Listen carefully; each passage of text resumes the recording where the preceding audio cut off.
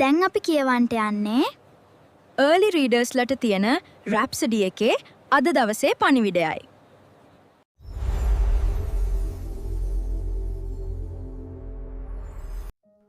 අද 11 වන සඳුදා. මාතෘකාව තමයි කිසිවිටකත් බියට යටත් නොවන්න. අද බයිබල් පාඨය 1 යොහන් 4:18 වෙනි පදය. ප්‍රේමයෙහි බය ඇත්තේ නැත. සම්පූර්ණ ප්‍රේමයේ බය දුරු කරයි. මක් නිසාද? බය දඩුවමින් යුක්තය.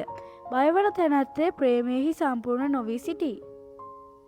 සමහර දරුවන් තමන් නිවැරදි දේ කිරීම හෝ දෙවියන් වහන්සේ කෙරෙහි විශ්වාසය තැබීම වැළැක්වීමට බියට ඉඩ දෙයි. ඔවුන් විභාගයකින් අසමත් වේ යයි බියෙන් හෝ අනාගතයේදී කුමක් සිදුවේදයි කනස්සල්ලෙන් පසුවිය හැකියි. නමුත් දෙවියන් වහන්සේගේ දරුවෙකු ලෙස බියට ඔබ තුළ ඉඩක් නැත. බයිබලය පවසන්නේ ඔබට ඇත්තේ බලයේත් ප්‍රේමයේත් හික්මවීමෙත් ආත්මය බවයි. බයිබලයේ සිටින දානියෙල්ව මතකද? රජු විසින් සෑම කෙනෙකුටම තමාට පමණක් යාඥා කරන ලෙස අනකල විට දානියෙල් පිය වූයේ නැත. ඔහු වෙනදා මෙන්ම දිගටම දෙවියන් වහන්සේට යාඥා කළේය. ඔහුව සින්න ගුහාවට දැමූ විට පවා දානියෙල් දෙවියන් වහන්සේට සම්පූර්ණයෙන්ම විශ්වාස කළ අතර දෙවියන් වහන්සේ ඔහු ගලවාගත් සේක.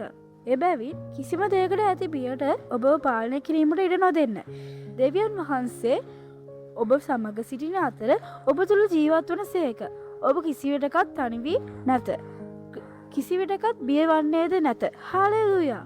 දැන් ඔයාලට පුළුවන් ශුද්ධ ලූක් 12 වෙනි පරිච්ඡේදයේ 32 වෙනි පදය කියවලා අද ඉගෙන ගත්ත දේ තවදුරටත් බලන්න. අපි ඇදහිල්ලේ ප්‍රකාශනය කරමු. මම කිව්වට පස්සේ ඔයාලා කියන්න. මට බලයේත් ප්‍රේමයේත් යහපත් හික්මවීමෙත් ආත්මය ඇත. එබැවින් මට බියවීමට කිසිවක් නැත.